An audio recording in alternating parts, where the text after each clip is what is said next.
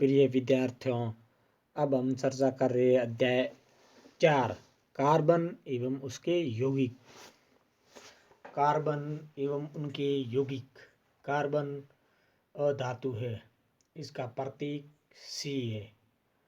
सर्वतोमुखी तत्व कार्बन भूपटल में खनिजों के रूप में 0.02% तथा वायुमंडल में कार्बन डाइऑक्साइड के रूप में 0.03% उपस्थित हैं। सभी सजीवों, पौधों और जंतुओं का शरीर कार्बन यौगिकों का बना होता है।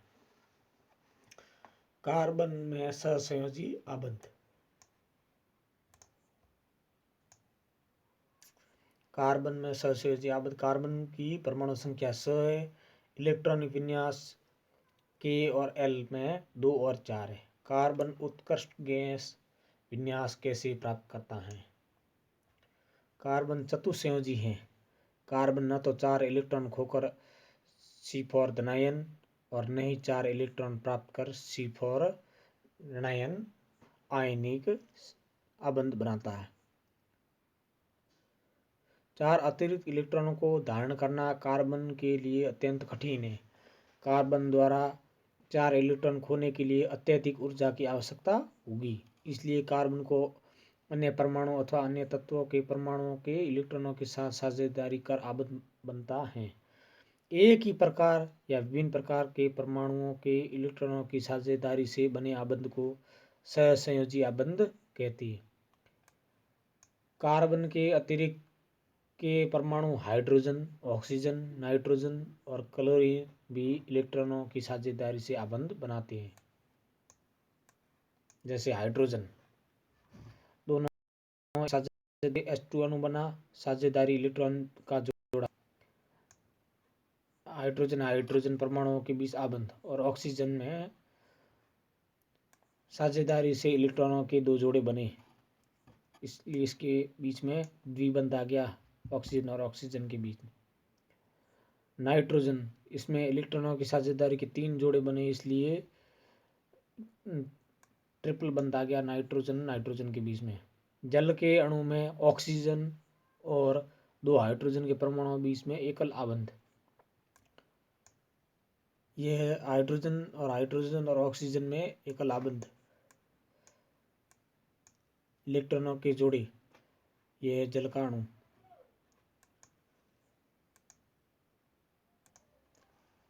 सहसंयोजी यौगिकों के भौतिक गुण। सहसंयोजी यौगिकों के गलनांक एवं क्वथनांक कम होते हैं क्योंकि इनके बीच अंतराणुक बल बहुत कम होता है। सहसंयोजी यौगिक विद्युत के कुचालक होते हैं क्योंकि इलेक्ट्रॉनों के बीच और कोई आवेशित कण नहीं होते। कार्बन की सर्वतोमुखी प्रकृति। श्रृंखलन।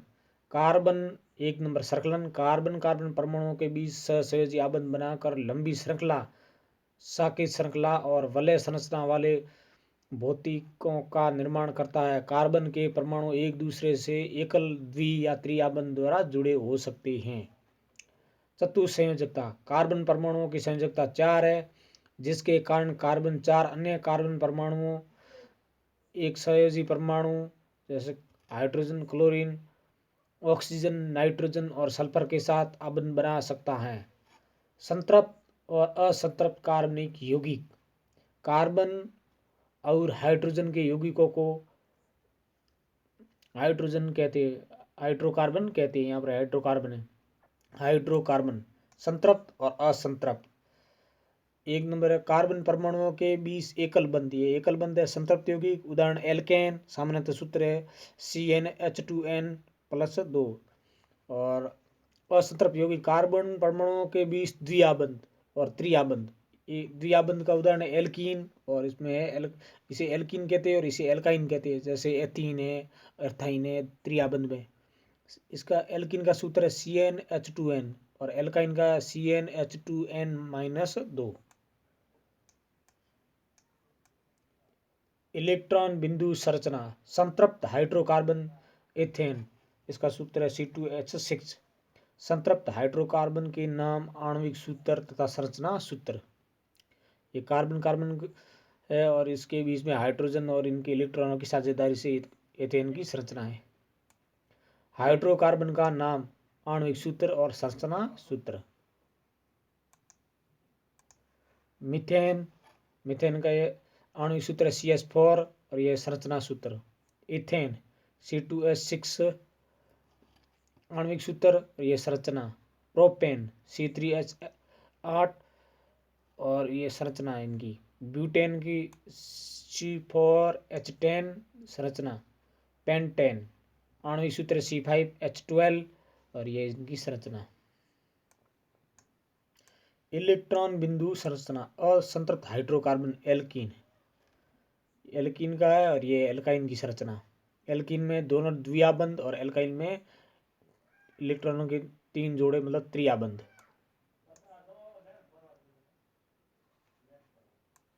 हाइड्रोकार्बन के नाम, आणविक सूत्र, संरचना सूत्र। एल्कीन, एथीन, एथीन का आणविक सूत्र है C2H4 और संरचना सूत्र है C और इनके बीच में डबल आबंध। प्रोपीन C3H6, ये इनका संरचना सूत्र है, इसमें द्विआबंध है। ब्यूटीन में भी द्विआबंध और संरचना सूत्र है C4H8। एथाइन मतलब एल्काइन, एल्काइन में एथाइन C2H2 और ये है ट्रिपल बंध। प्रोपाइन में C3H4 ट्रिपल बंध है कार्बन कार्बन के बीच में। और ब्यूटाइन C4H6 और इसमें भी ट्रिपल बंध। संरचना के आधार पर हाइड्रोकार्बन सीधी श्रृंखला।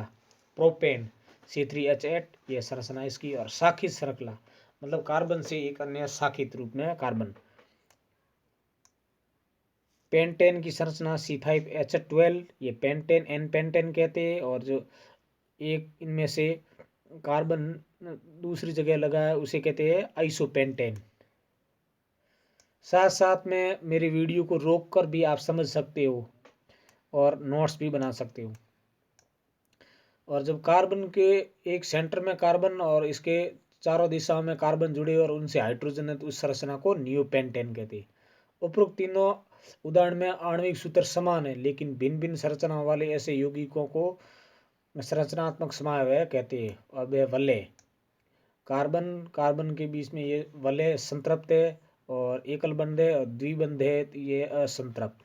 उदाहरण हेक्सेन C6H12 का ये सूत्र है और बेंजीन ये है असंतृप्त। प्रकार्यात्मक समूह। हाइड्रोकार्बन श्रृंखला में ये तत्व एक या अधिक हाइड्रोजन को इस प्रकार प्रतिस्थापित करते हैं कि कार्बन की संयोजकता संतुष्ट रहती है। ऐसे तत्वों को विषम परमाणु कहते हैं। यह विषम परमाणु या विभिन्न परमाणुओं का समूह जो कार्बन यौगिकों को अभिक्रियाशील तथा विशिष्ट गुण प्रदान करते हैं उसे प्रकार्यात्मक समूह कहते हैं।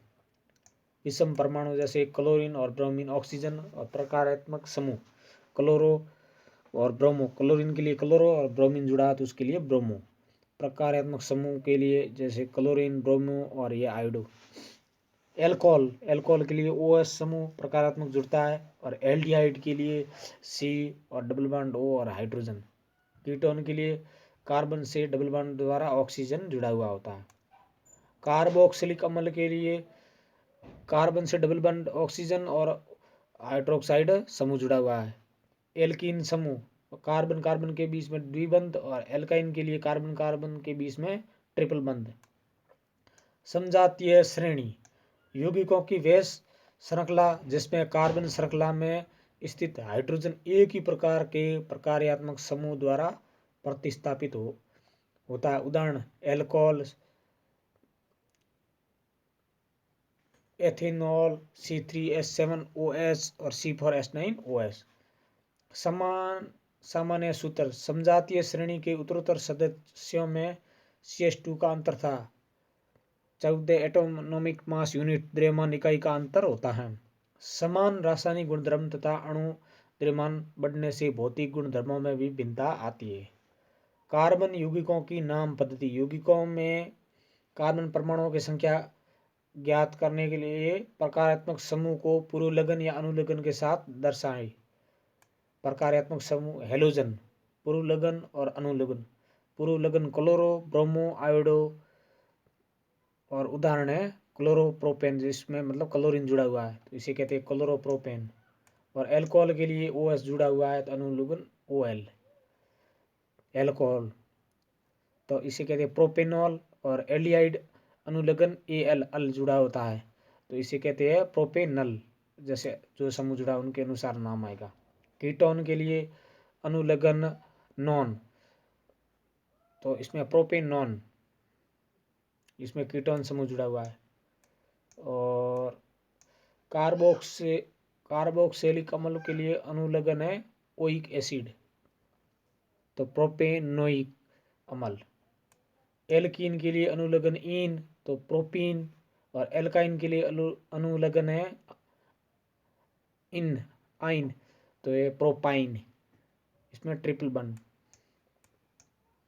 कार्बन यौगिकों के रासायनिक गुणधर्म दहन, मीथेन और ऑक्सीजन के साथ में, मतलब ऑक्सीजन की उपस्थिति में दहन होती है तो कार्बन डाइऑक्साइड और जल, ऊष्मा और प्रकाश उत्सर्जित होते हैं।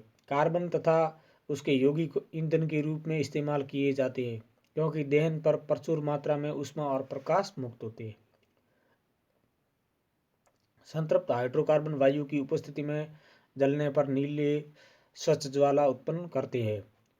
असंतृप्त हाइड्रोकार्बन दहन करने पर धुएं वाली पीली ज्वाला उत्पन्न करते हैं क्योंकि असंतृप्त हाइड्रोकार्बन में कार्बन की प्रतिशत मात्रा संतृप्त हाइड्रोकार्बन से अधिक होती है और वायु की उपस्थिति में कार्बन का पूर्ण उपचयन नहीं हो पाता। ऑक्सीकरण, क्षारीय पोटेशियम परमैंगनेट KMnO4 या अम्लीय पोटेशियम डाइक्रोमेट K2Cr2O7 की उपस्थिति में एल्कोहल कार्बोक्सिलिक अम्ल में परिवर्तित हो जाता है। एथेनॉल और क्षारीय पोटेशियम परमैंगनेट या अम्लीय पोटेशियम डाइक्रोमेट की उपस्थिति में एथेनॉल में बन जाता है, अम्ल में परिवर्तित। संलग्न अभिक्रिया, हाइड्रोजनीकरण, इसमें कार्बन और इसके साथ में कोई भी अन्य कार्बन, मान लो इस असंतृप्त हाइड्रोकार्बन से जुड़ा हुआ है तो वह निकिल एवं लेड की उपस्थिति में संतृप्त हाइड्रोकार्बन में परिवर्तित हो जाता है। पैलेडियम या निकेल प्रेरक की उपस्थिति में असंतृप्त हाइड्रोकार्बन हाइड्रोजन जोड़कर संतृप्त हाइड्रोकार्बन बनाते हैं। वनस्पति तेलों से वनस्पति घी का निर्माण इस विधि द्वारा किया जाता है। कुछ महत्वपूर्ण कार्बन यौगिक, एथेनॉल और एथेनोइक अम्ल। एथेनॉल के भौतिक गुणधर्म, रंगहीन, गंध और जलने वाला स्वाद, जल में घुलनशील, वाष्पशील द्रव जिसका क्वथनांक 351 केल्विन, उदासीन प्रकृति। रासायनिक गुणधर्म, सोडियम के साथ अभिक्रिया, सोडियम के साथ अभिक्रिया करने से सोडियम एथोक्साइड बनता है और हाइड्रोजन गैस की उपस्थिति में एथेनॉल की जांच इस अभिक्रिया द्वारा की जा सकती है। निर्जलीकरण,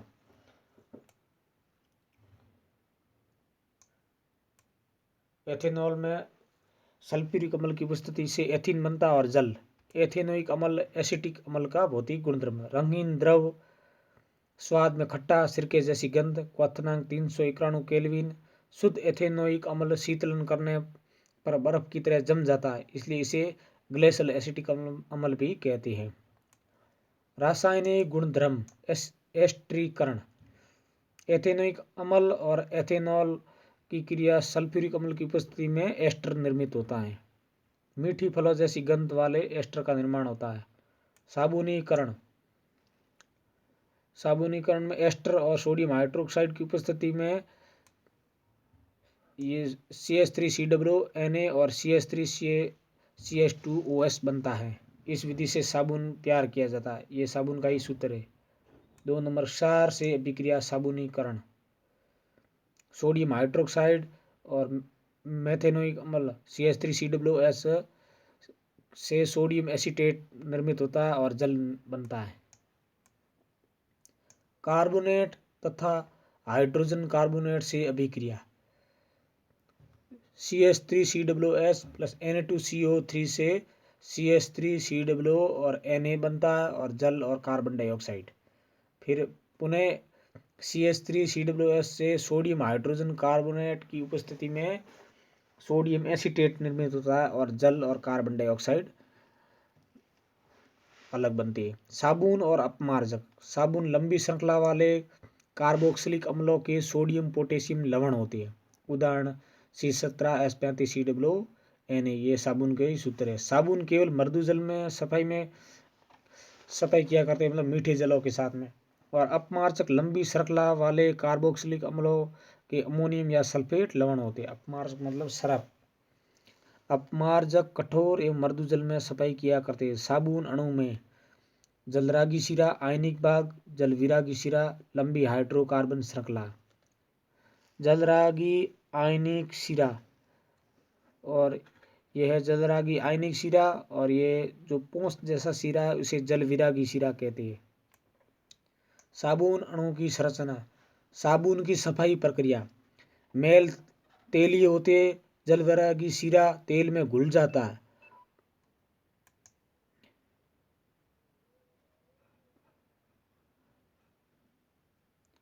और जलरागी शिरों के चारों तरफ पानी से घिर जाता है। इसमें मिसेली संरचना बन जाती है, अर्थात ये जो आयन है और बीच में तेल की बूंद है वो उनके साथ में जकड़कर और मैल को साफ कर देती है। साबुन का मिसेल मैल को पानी में घुलाने में मदद करता है और कपड़े साफ हो जाते हैं। साबुन कठोर जल में उपस्थित मैग्नीशियम तथा कैल्शियम के लवण के साथ अभिक्रिया करके अघुलनशील पदार्थ स्कम बनाता है। यह स्कम सफाई प्रक्रिया में बाधा डालता है। अपमार्जक का उपयोग करके कठोर जल में सफाई प्रक्रिया प्रभावशाली कठोर जल में उपस्थित मैग्नीशियम तथा कैल्शियम आयनों के साथ अघुलनशील स्कम नहीं बनाता, अर्थात अपमार्जक से सफाई ज़्यादा होती है और अपमार्जक कठोर एवं मृदु जल में के साथ में अभिक्रिया करता है। इसी के साथ में प्रिय विद्यार्थियों हमारा अध्याय समाप्त हुआ और मैं ये कोशिश करता हूँ कि आपके समझ में मतलब समझने में जल्दी से जल्दी ये अध्याय आए और कम से कम समय में मतलब रिवीजन हो। परीक्षा के दौरान में इतना अधिक समय नहीं होता है, जो आप एक सब्जेक्ट पर ज़्यादा लगाओगे तो बाकी विषयों का भी समय समय पर रिवीजन करना पड़ता है। इसलिए रिवीजन के तौर पर यह क्लास मैं ये चाहता हूँ कि आपके लिए बहुत हेल्पफुल होगी। Thank you for watching my YouTube channel, और मेरे वीडियो को देखने के लिए आपको धन्यवाद। अच्छा लगा है मेरे पढ़ाने का ढंग तो मेरे वीडियो की सदस्य ले अर्थात सब्सक्राइब ज़रूर करें और बेल आइकन को भी दबा दीजिए ताकि शिक्षा से जुड़ा हुआ अन्य वीडियो मैं बनाऊं तो वो आप तक पहुंच पाए। धन्यवाद।